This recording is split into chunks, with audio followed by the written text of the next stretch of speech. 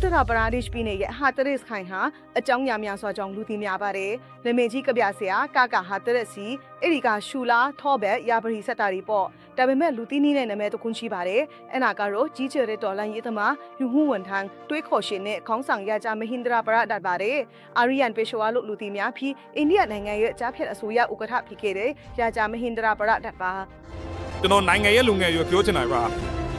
သူတို့အနေနဲ့အနိုင်တကူဟူကခက်ခဲနေတယ်လို့ခံစားရရင်ခက်ခဲတဲ့သူတွေ့လာရင်ကျွန်တော်ခင်ဗျားတို့ကိုတောင်းဆိုချင်တာကခင်ဗျားတို့ရာဂျာမဟင်္ဒရာပရဒတ်ကြီးကိုတေခါပေါတတိယလိုက်ပါခင်ဗျားတို့ရဲ့စိတ်ဓာတ်ဒီတက်ကြွလာပါလိမ့်မယ်မင်္ဂလာပါရှင်ကျွန်မဟာပရီကောပါဒီနေ့တော့အင်္ဂလိပ်တွေကိုစန့်ကျင်ပြီးအိန္ဒိယပြည်ပမှာပြည်ပရောက်အစိုးရဖွဲ့ပြီးအင်္ဂလိပ်တွေကိုပြောင်းတင်းစိန်ခေါ်ခဲ့လဲရာဇာတပါးအကြောင်းတင်ဆက်ပေးမှာပါပြည်ပရောက်အစိုးရဆိုတာကတော့အင်္ဂလိပ်အုပ်ချုပ်မှုအတွင်းမှာလွတ်လပ်တဲ့အိန္ဒိယအစိုးရကိုကြီးညာတာပါ1886ခုနှစ်ဒီဇင်ဘာလ1ရက်နေ့မှာမူဆယ်နယ်မြေရဲ့ဂျက်ဖယင်ကန်ရှမ်စင်ရဲ့တတိယမြောက်သားတို့ကိုဖွားမြင်ခဲ့ပါတယ်နန္ဒေကိုတော့မဟင်္ဒရာပရဒတ်လို့ပေးခဲ့ပါတယ်ဒီနယ်မြေဟာအခုခေတ်ဥတ္တရပရာဒက်ရှ်ပြည်နယ်ရဲ့ဟာသရက်စ်ခရိုင်မှာရှိခဲ့တာပါသူ3နှစ်ပတ်အရွယ်မှာဟာသရက်စ်ဘရင်ဟာနာရာယန်စင်ကသူ့ကိုတားခေမွေးစားခဲ့ပါတယ်လူပြိုရွယ်ရောက်တော့ဂျင်းနယ်မြေကမိသားစုပင်ဖြစ်ခဲ့ဘာဘီကောနဲ့လက်ထပ်ခဲ့ပါတယ်လက်ထက်ချိန်မှာမဟင်္ဒရီယာဟာကောလိပ်ပညာသင်ကြားနေတော့မှာဂျင်းနယ်မြေကမင်းသမီးနဲ့စန်ဂရူယောမှာလက်ထပ်ခဲ့တာချစ်ပြီးမင်္ဂလာဆောင်ဟုအထူးယထာနစ်စင်နဲ့ပွားခဲ့ကြတယ်လို့ဆိုပါတယ်မင်္ဂလာပွဲကိုအလွန်ခမ်းနားစွာကျင်းပခဲ့ပြီးလက်ထပ်ပြီးနောက်မဟင်္ဒရာပရဒတ်ရုခမအင်ကွာတိုင်းသူ့ကိုအမြောက်ဆက်ပစ်ချက်ပေးဖောက်ပြီးအလေးပြုကြပါတယ်။ပူရာယုံမှာအရာရှိအားလုံးကကြိုးဆိုကြပါတယ်။လက်ထပ်ပြီးနောက်တမိတယောက်ထုံးကာနီနာမည်ကိုဘတ်တီလို့ပေးခဲ့ပါတယ်။အဲ့ဒီနောက်တားတယောက်ရပြီးနာမည်ကိုပရန့်လို့ပေးခဲ့ပါတယ်။ပြည်တွင်းပြည်ပခီးတွေအများကြီးတွားခဲ့ပါတယ်။ဒီခီးစင်တွေကနေတဆင်သူ့အပေါ်မှာအာရီယာလူအဖွဲ့အစည်းရဲ့လွတ်လပ်ရေးလှုပ်ရှားမှုဩဇာတွေတက်ရောက်လာခဲ့ပါတယ်။ဒီယာတွန်းကနေနေပတ်စီပတ်တရင်စာကိုထုတ်ဝေခဲ့ပါတယ်။အဲ့ဒီမှာဂျာမနီဘက်ကရေးထားတဲ့ဆောင်းပါးကြောင့်သူ့ကို UB 900တိုင်ရိုက်ခဲ့ပါတယ်။သူ့ထန်းငွေဆောင်းခဲ့ပေမဲ့နိုင်ငံလွတ်လပ်ရေးအတွက်သူ့ရဲ့စံတာကပိုပြင်းပြလာခဲ့ပါတယ်။ဒီအကြောင်းကိုအင်္ဂလိပ်တွေတီးသွားတော့နိုင်ငံကူးလက်မှတ်ကိုတင်စီလိုက်ပါတယ်။ဒါပေမဲ့နိုင်ငံကူးလက်မှတ်မပါဘဲသူ့ရဲ့ကုမ္ပဏီဖြစ်တဲ့ PT ဟင်အိုတမိုနဲ့အင်္ဂလန်ကိုထွက်ခွာသွားခဲ့ပါတယ်။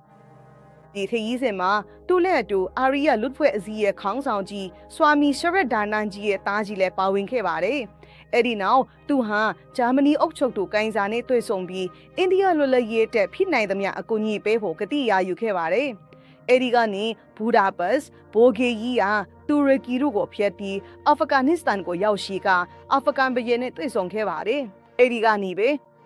1915ခုနှစ်ဒီဇင်ဘာလ1ရက်နေ့မှာကာဘူးမြို့ကနေအိန္ဒိယနိုင်ငံအတွက်ယာယီအစိုးရတရက်ကိုကြီးညာခဲ့ပြီးအဲ့ဒီအစိုးရရဲ့သမ္မတအဖြစ်ရာဂျာမဟင်္ဒရာပရဒတ်စင်ကတောင်းယူခဲ့ပါတယ်။အဲ့ဒီတုန်းကအာဖဂန်နစ္စတန်ဟာ British ဒီကိုစစ်ကြီးညာထားတဲ့အချိန်မှာရာဂျာမဟင်္ဒရာပရဒတ်ဟာဒီအခွင့်အရေးကိုအသုံးချဖို့ယူရှားကိုတွားပြီးလီနင်နဲ့တွေ့ဆုံခဲ့ပြီးမဲ့လီနင်စီကဘာအကူအညီမှမရခဲ့ပါဘူး။ဒါနဲ့သူအာဖဂန်နစ္စတန်ကိုပြန်လာခဲ့ပါတယ်။30မိနစ်ကြာနိုင်ငံပြင်ပမှာနေထိုင်ခဲ့တဲ့ရာဂျာမဟင်္ဒရာပရဒတ်စင်ဟာအိန္ဒိယလွတ်လပ်ရေးအတွက်ဂျာမနီယူရှားနဲ့ဂျပန်လိုနိုင်ငံတွေစီကအကူအညီတောင်းခံခဲ့ပါတယ်။သူတကူတော်လူတယောက်အနည်းနဲ့လွတ်ငိုင်ခဲ့တဲ့ဂျိုးပန်းမှုမှန်သမျှကိုသူလှုပ်ဆောင်ခဲ့ပါတယ်။သူဟာ1920ခုနှစ်1946အထိပြည်ပနိုင်ငံတွေမှာလက်လက်သွားလာခဲ့ပြီးကမ္ဘာ့ချစ်ကြည်ရေးအဖွဲ့ချုပ်ကိုတည်ထောင်ခဲ့ပါတယ်။နောက်ဆုံး1946ခုနှစ်မှာသူအိန္ဒိယကိုပြန်ရောက်လာခဲ့ပါတယ်။စာရာပတိရဲ့သမီးဖြစ်သူမဏိဘင်မှာသူ့ကိုကြိုဆိုဖို့ကာလကတ္တလေးစီကိုတွားခဲ့ပါတယ်။ဒါပေမဲ့ဂျဝဟလာနီယူရဲ့နိုင်ငံခြားရေးမူဝါဒမှာဂျာမနီနဲ့ဂျပန်ဟာမဟာမိတ်နိုင်ငံတွေမဟုတ်ခဲ့သလိုရာဂျာမဟင်္ဒရာပရဒတ်စင်ကလည်းဒီနိုင်ငံတွေစီကအကူအညီတောင်းပြီးလွတ်လပ်ရေးတိုက်ပွဲကိုစတင်ခဲ့တာပါ။အဲ့ဒီလိုအခြေအနေမျိုးမှာဗြိတိန်ရဲ့ဖိအားကြောင့်ရာဂျာမဟင်္ဒရာပရဒတ်ဟာကွန်ဂရက်ပါတီထံမှနေရာသိပ်မရခဲ့ပါဘူး။ဘာပဲဖြစ်ဖြစ်1950ခုနှစ်မှာသူမတူရာကနေရွေးကောက်ပွဲဝင်ခဲ့ပြီးတတိပုဂ္ဂလာကိုယ်စားလှယ်အဖြစ်အနိုင်ရရှိခဲ့ပါတယ်။ဒါပေမဲ့အဲ့ဒီခေတ်ကကွန်ဂရက်အစိုးရတွေလက်ထက်မှာသူ့ကိုအရေးကြီးတဲ့တာဝန်တွေထမ်းဆောင်ခွင့်မပေးခဲ့ပါဘူး။ဒါပေမဲ့လူမှုဝန်ဆောင်မှုဟာသူ့ရဲ့ရည်မှန်းချက်ဖြစ်တာကြောင့်ရ ရာဇာမဟင်ဒရာပရာတဟာယုံကြည်မှုအဖွဲ့အစည်းတစ်ခုကိုဖွဲ့စည်းခဲ့ပါတယ်သူဟာသူ့နီမီထဲကကျေးရွာ9ရွာအိုလင်းဒဝဲနန်းတော်နဲ့ရွှေပြောင်းနိုင်မရှိပြောင်းနိုင်တဲ့ပိုင်ဆိုင်မှုအများအပြားကိုလူတိုင်းခဲ့ပါတယ်ဒါတင်မကသေးပါဘူးဝလင်းဒဝဲမှာဧက80ကျဲဝဲနဲ့ဥယျာဉ်ကြီးတစ်ခုရှိခဲ့ပါတယ်အဲ့ဒါကိုသူက1910ခုနှစ်မှာတင်ဥတရပါရာဒက်အာရီယာစာမဂျစ်အဖွဲ့ကိုလှူဒန်းခဲ့တာပါအဲ့ဒီနေရာမှာအာရီယာစာမဂျ်ဂရုကိုကြောင်းနဲ့အမျိုးသားတက္ကသိုလ်တို့ကိုတည်ဆောက်ခဲ့ပါတယ်ရာဇာမဟင်ဒရာပရာထာမဟာရိရှိဒါယနန္ဒာရဲ့ထွားမှုကိုခံခဲ့ရသူပါသူဟာအာရီယာစာမဂျစ်လှုပ်ရှားမှုမှာပါဝင်ခဲ့ပြီးဇနင်းခွဲခြားမှုနဲ့ပြည်ပအဝိအထည်စန့်ကျင်ရေးလှုပ်ရှားမှုတွေကိုလည်းလှုပ်ဆောင်ခဲ့ပါတယ်လူဒန်းစားအားလုံးကိုစီလုံးစေဖို့အတွက်အယ်မိုရာကဇနစ်လို့သတ်မှတ်ခံထားရတဲ့မိသားစုတစုရဲ့အိမ်မှာတွားရောက်စားတော့ခဲ့ပါတယ်ဒီနေ့ခေတ်မှာတော့ဒါလစ်တွေနဲ့အတူချမင်းစားပြတာဟာနိုင်ရေးလက်ကွက်တစ်ခုဖိနေပေမဲ့အဲ့ဒီတုန်းကတော့ဒါမျိုးတွေမရှိခဲ့ပါဘူးသူဟာ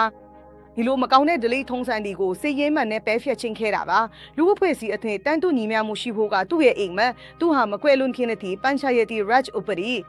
တောင်တူလက်သမားတွေနဲ့လလီတိုက်ပွဲဝင်သူတွေအထက်တိုက်ပွဲဝင်ခဲ့ပါတယ်ဒါပေမဲ့လူတိုင်းဟာတနေ့မှတေဆုံးချရတာပါတယ်ဧပြီလ26ရက်1989ခုနှစ်မှာသူကွယ်လွန်ခဲ့ပြီးသူ့ဘယ်တော့မှအကျိုးအမြတ်မမျိုးကိုခဲ့တဲ့ဆွလွတ်အန္တနာခမှုတွေကိုခြံရစ်ခဲ့ပါတယ်လွတ်လပ်ရေးအထက်တိုက်ပွဲဝင်ခဲ့တဲ့ရာဇာမဟင်ဒရာပရတဟာဒီနေ့အထိသူရတန်ရချိုက်တဲ့ဂုဏ်ပြုမှုကိုမရရှိသေးပါဘူးဒါပေမဲ့အခုတော့သူ့ရဲ့ပန်းဖို့ကူညီမှုတွေနဲ့အသွေးရခေါ်တွေကိုလူတွေစီရအောင်ပို့ဆောင်ပေးဖို့ကဒီနိုင်ငံရဲ့တာဝန်ဖြစ်ပါတယ်အာရီယာဆမဂျ်ဖွဲ့ကူစားရာဇာမဟင်ဒရာပရတက်ကြီးကိုယူတီစွာဂါရဝပြုအပ်ပါတယ်